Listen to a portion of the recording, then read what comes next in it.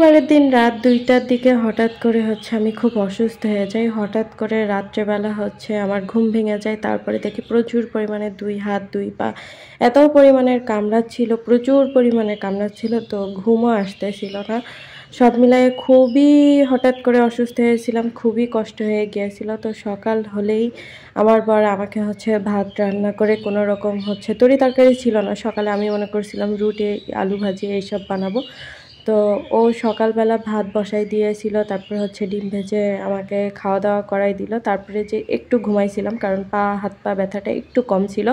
তারপরে যে দুপুরবেলা ও বাজার থেকে কলা, জিয়েল মাছ নিয়ে এসে রান্না বান্না করছে। তারপরে দুজনে মিলে একসাথে খাওয়া দাওয়া করে ঘুমাই গিয়েছিলাম। আবার ৩টার দিকে, দুপুরবেলার দিকে ৩টার দিকে হঠাৎ করে ঘুম ভেঙে যায়। এত পরিমাণের হাত পা কামড়াচ্ছিল, ওই কামড়ানোর জন্যই আর কি ঘুম ভেঙে গিয়েছিল।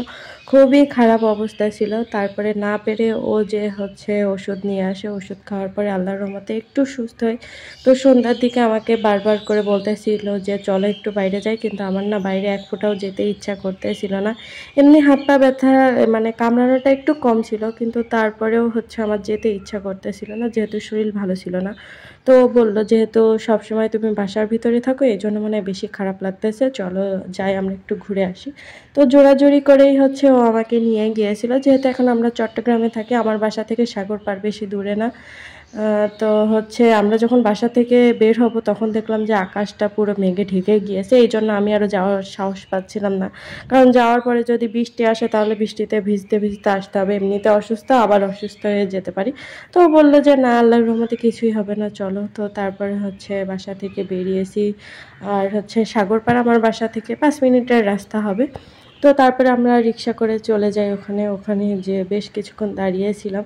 তারপরে মনে হলো যে একটু ঝালমুড়ি মাখা খাই। এখানে বিভিন্ন রকমের খাবার পাওয়া যায়, কিন্তু আমার না কিছুই খেতে ইচ্ছা করতেছিল না। তো ও বলল যে আমি একটু ঝালমুড়ি খাবো, তুমি কি খাবে? তো ভাবলাম যে খাই, দুইজনেই আর কি নিয়ে নিই।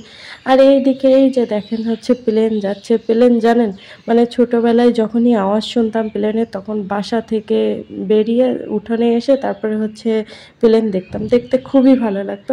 এখনও পর্যন্ত সেই ছোটোবেলার অভ্যাসটা না আমার থেকে গিয়েছে। যখনই আওয়াজ শুনি জানালার পাশে এসে দাঁড়াই, দেখতে না খুব ভালো লাগে। কার কার এই বদ অভ্যাসটা আছে একটু কমেন্ট করে জানাবেন।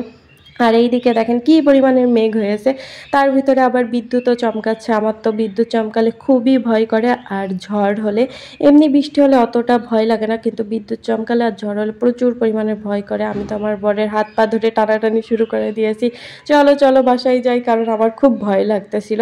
তো বারবার বলতেছিল যে দেখো এখানে কত মানুষ আছে, তোমার ভয় পাওয়ার কোনো দরকারই নেই।